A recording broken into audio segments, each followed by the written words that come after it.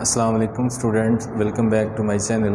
Student, आज हम मास spectrometer के बारे में एक्सप्लेनेशन जानेंगे। मास स्पेक्ट्रोमीटर क्या होता है और इसकी इंस्ट्रूमेंटेशन जो है वो उसको एक्सप्लेन करेंगे और एप्लीकेशन जानेंगे। तो चलते हैं इसकी डेफिनेशन की तरफ। मास स्पेक्ट्रोमीटर क्या होता है कि mass spectrometer is an instrument that is used to determine the exact masses of the different isotope of the element, यानी किसी एलिमेंट के जो मुख्तलिफ आइसोटोप होते हैं उनका जो एग्जैक्ट मास है वो हम इस मीटर के ज़रिए मालूम करेंगे। And this meter is called mass spectrometer. देखें, वर्ड से पता चलता है मास मीन स्पेक्ट्रम मीटर, ऐसा मीटर जो आपका मास स्पेक्ट्रम की सूरत में देगा। ठीक है, तो this phenomena in which we determine the mass by this meter is called mass spectrometry. Mass spectrometry and instrument is called mass spectrometer. Definition यहाँ पे मैंने लिखी है, an instrument use to determine the exact masses of the different isotope of the element. तो इसकी जो instrumentation जो है उसको जानने से पहले इसका थीम जो है वो एक मैं आपको बता देता हूँ कि इसके अंदर हम सैंपल को सबसे पहले जो है वो वेपोरेट करवाते हैं, आयोनाइजेशन उसकी होगी, उसके बाद इलेक्ट्रिक फील्ड से अप्लाई करवाएंगे, मैग्नेटिक फील्ड अप्लाई करवाएंगे। लास्ट स्टेप के ऊपर हम जो है वो इसको डिटेक्शन फॉलिंग देखेंगे डिटेक्टर के ऊपर, और हमारे पास जो है वो स्पेक्ट्रम मिल जाएगा। आपकी बुक फर्स्ट ईयर की बुक के ऊपर जो है वो मास स्पेक्ट्रोमीटर की दो टाइप्स एक्सप्लेन की गई हैं, अब के बारे में शॉर्ट बल्कि लिखा हुआ है, आस्टन माइक्रो मास स्पेक्ट्रोमीटर और डेम्स्टर मास स्पेक्ट्रोमीटर। ठीक है, जो आपका सैंपल जिसकी एनालिसिस हम करना चाह रहे हैं, अगर वो सॉलिड स्टेट में तो उसके लिए डेम्स्टर यूज़ करेंगे। जो आपकी बुक पे एग्जांपल समझाई हुई है वो डेम्स्टर मास स्पेक्ट्रोमीटर की है। इसके साथ आस्टन भी होता है, वो लिक्विड और गैसियस फेज़ वाले सैंपल के लिए इस्तेमाल किया जाता है। तो यहाँ पे हम देखते हैं इसकी इंस्ट्रूमेंट के जो है वो स्टेप हैं, पार्ट्स जो हैं 6 पार्ट्स मैंने लिखे हैं। सबसे पहला इवेपोरेटर है, आयोनाइज़र है, इलेक्ट्रिक फील्ड है, मैग्नेटिक फील्ड है, डिटेक्टर है, रिकॉर्डर है। सबसे पहले ये हमारे पास एक स्कीमेटिक डायग्राम है मास स्पेक्ट्रोमीटर की। इसके अंदर हम यहाँ पे इनलेट जो है वो सैंपल हम लोड करवाते हैं, प्लेस करवाते हैं।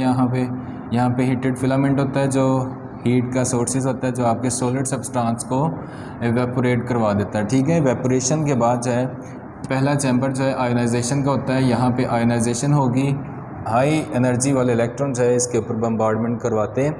तो जो आपका फ़र्ज़ करें नियॉन था, जैसे ये नियॉन है तो ये नियॉन आयंस में बदल जाएगा। ठीक है, तो साथ में एक इलेक्ट्रॉन ये जो इलेक्ट्रॉन नेगेटिव चार्ज यहाँ पे क्रिएट होंगे उसको तो हम सेपरेट कर लेंगे। हमारा मकसद इन पॉजिटिव चार्ज वाले आयंस का है। तो नियॉन के 3 पॉसिबल पॉजिटिव चार्ज हैं, नियॉन 1020, 1021 और इसी तरह 1022 वाले। तो 3 तरह के यहाँ पे आयंस है वो जनरेट होंगे आयनाइजेशन के दौरान। तो उनको जो है उसके बाद इलेक्ट्रिक फील्ड वाले चैम्बर में से गुजारा जाता है। ये एक इंस्ट्रूमेंट है जिसमें एक सीक्वेंस के साथ प्रोसेस हो रहा है। आयनाइजेशन के बाद जो इलेक्ट्रिक फील्ड अप्लाई किया जाएगा, यहाँ पे इलेक्ट्रिक फील्ड जो है वो तकरीबन 500 से 2000 वोल्ट का पोटेंशियल डिफरेंस अप्लाई किया जाता है। हाई पोटेंशियल डिफरेंस है यहाँ पे। तो हाई पोटेंशियल डिफरेंस होने की वजह से जो हमारे पॉजिटिव चार्ज हैं वो नेगेटिव जो है प्लेट जो है उसकी तरफ मूव करेंगे, और इस मूवमेंट के दौरान ये एक्सेलरेट हो जाएंगे एक अलाइनमेंट में, यानी एक बीम लाइक बिहेव इनका होगा, सिंगल नैरो। यहाँ पे नेगेटिव प्लेट है, इनके ऊपर नेगेटिव चार्ज है, तो इसके तरफ जो है वो अट्रैक्ट भी हो जाएंगे और अलाइन भी हो जाएंगे। तो इसके बाद जो है अलाइनमेंट के बाद एक्सेलरेशन के बाद ये जो है पॉजिटिव चार्ज, यहाँ पे हमने लगाया मैग्नेटिक फील्ड। ये मैग्नेटिक फील्ड में इनकी मूवमेंट होगी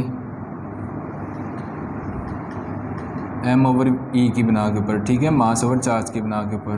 तो सर्कुलर डायरेक्शन में जो है इनकी आयंस की मूवमेंट होगी। और उसके बाद लास्ट स्टेप में यहाँ पे है डिटेक्टर। ठीक है, डिटेक्टर पे यहाँ पे आके इन आयंस हैं जो है वो फॉलिंग होगी इनकी। तो जिस आयंस की जितनी ज़्यादा अबंडेंस परसेंटेज होगी उसका रिज़ल्ट में हमें जो स्पेक्ट्रम मिलेगा उसकी पीक उतनी ज़्यादा होगी। तो जिसकी डेफिनेटली इस सैंपल के अंदर जिस एलिमेंट के जिस आइसोटोप की अबंडेंस यानी परसेंटेज कम होगी तो उसकी डिटेक्शन भी कम होगी और उसकी वजह से उसकी पीक भी जो है वो स्मॉल आएगी। तो एक बात तो ये है कि यहाँ पे डिटेक्टर के बाद यहाँ पे रिकॉर्डर होता है। रिकॉर्डर ये आपका कंप्यूटर जो है वो कंप्यूटर पार्ट होता है। जो मॉडर्न मास स्पेक्ट्रोमीटर उनके साथ ही अटैच होता है, ऊपर जो है स्क्रीन आ रही होती है, उसको हम रिकॉर्डर का नाम देते हैं। तो ये रिकॉर्डर के ऊपर जो हमारे तस्वीर आ रही होती है सैंपल की, ये मैंने ड्रा की है। ये ग्राफ हमें मिलता है। ये ग्राफ होता है कि एक्स एक्सिस के ऊपर हम जो है वो नियॉन का वो सैंपल, कोई भी सैंपल हो सकता है, लेकिन आपकी बुक के ऊपर नियॉन वाले सैंपल की एक्सप्लेनेशन है, तो हम उसकी बात करें कि यहाँ पे नियॉन का जो है वो मास नंबर एक्स एक्सिस के ऊपर लिखा हुआ है नियॉन 1020, नियॉन 1021, इसी तरह नियॉन 1022, और वाई एक्सिस के ऊपर हमने रिलेटिव अबंडेंस जो है वो ली हुई है, रिलेटिव अबंडेंस। ठीक है, तो रिलेटिव अबंडेंस यहाँ से 0 से शुरू होकर 100 तक जा रही है। तो हमारे पास जो हमारे इस नियॉन वाले सैंपल का जो रिज़ल्ट है वो इस ग्राफ के अंदर नज़र आ रहा है कि 20 यहाँ पे लिखा है 20, यहाँ पे 21 और यहाँ पे 22। 20 वाले की परसेंटेज जो है वो सबसे ऊपर है, सबसे ज़्यादा है। रिलेटिव अबंडेंस इसकी सबसे ज़्यादा 90.92% है। तो इसका मतलब है कि ये जो सैंपल था हमने लिया, इसमें जो आइसोटोप नियॉन 1020 वाला था उसकी परसेंटेज सबसे ज़्यादा थी। एक बात तो होगी कि जिसकी परसेंटेज ज़्यादा होगी उसकी पीक भी यहाँ पे ज़्यादा आएगी। डिटेक्टर के ऊपर जितनी ज़्यादा डिटेक्शन होगी उसकी पीक भी उतनी ज़्यादा आएगी। दूसरी बात ये कि यहाँ पे जितनी ज़्यादा अबंडेंस ज़्यादा होगी तो उसकी वजह से करंट जो है वो करंट प्रोड्यूस जो अमाउंट होगी वो भी ज़्यादा होगी, यानी एक सिंगल आयन जो है वो करंट प्रोड्यूस करवाता है। यहाँ पे डिटेक्टर के बाद रिकॉर्डर जो होता है, इलेक्ट्रोमीटर, जिस डिटेक्टर का दूसरा नाम है इलेक्ट्रोमीटर।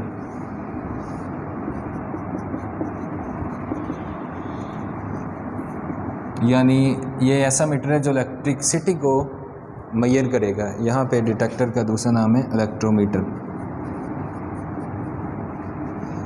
ठीक है, तो यहाँ पे जो आयन्स है फॉल होंगे ऊपर से नीचे, 3 तरह के यहाँ पे फॉलिंग होंगे। जिसका मास सबसे हल्का होगा वो सबसे पहले फॉल हो जाएगा, जिसका मास सबसे का ज़्यादा होगा तो वो लास्ट पे जो है वो फॉल होगा, यानी उसका रेडियस जो है वो बड़ा होगा और वो देर बाद जाके यहाँ पे फॉल होगा। तो टाइम भी यहाँ पे डिफरेंशिएट करता है इनको। तो यहाँ पे हम बात कर रहे थे इलेक्ट्रोमीटर की कि यहाँ पे जैसे ही डिटेक्शन होती है एक सिंगल आयन जो है वो आके करंट यहाँ पे प्रोड्यूस करता है और उस करंट की अमाउंट को रिकॉर्डर जो है वो रिकॉर्ड भी करता है, एम्पलीफाई किया जाता है उसको। तो ये है मास स्पेक्ट्रोमीटर हमारे पास, और हम इसके ज़रिए जो है वो डिफरेंट सैंपल की जो है वो एनालिसिस कर सकते हैं। ठीक है, तो आपकी बुक के ऊपर इसकी एप्लीकेशन जो है वो कुछ लिखी हुई हैं कि मास स्पेक्ट्रोमीटर के जो मॉडर्न मास स्पेक्ट्रोमीटर है उसके अंदर जो डिटेक्टर है तो उसके लिए जो है वो यानी अलग से कंप्यूटर नहीं होगा, वो बिल्कुल ऐसे बॉक्स की तरह हमारे पास होता है। तो उसके ऊपर ही ये कंप्यूटर वाला पार्ट जो है, यानी जो आपकी स्क्रीन होगी वो ऊपर ही लगी होगी। ठीक है, तो उसके अलावा ये तो एक मेथड था कि इस मेथड के ज़रिए हम जो है वो मास डिटरमिन करते हैं। इसके अलावा आपकी बुक के ऊपर जो है वो अल्ट्रा सेंट्रीफ्यूज वाला मेथड है, लेज़र ऑपरेशन होगा। तो लेज़र ऑपरेशन के साथ जो है वो थर्मल डिफ्यूजन, गैशियस डिफ्यूजन जो है वो, ये 3-4 मेथड लिखे हुए हैं। तो वो भी मेथड के ज़रिए हम मालूम कर सकते हैं मास किसी एलिमेंट का, ये भी बेस्ट मेथड है। ठीक है, आपकी बुक के ऊपर इसको आपने अच्छे से कर लेना, ये लॉन्ग क्वेश्चन में शामिल है। तो कोई क्वेश्चन होगा तो ज़रूर कीजिएगा। इंशाल्लाह मिलेंगे नेक्स्ट वीडियो में। तो तब तक के लिए अल्लाह हाफिज़।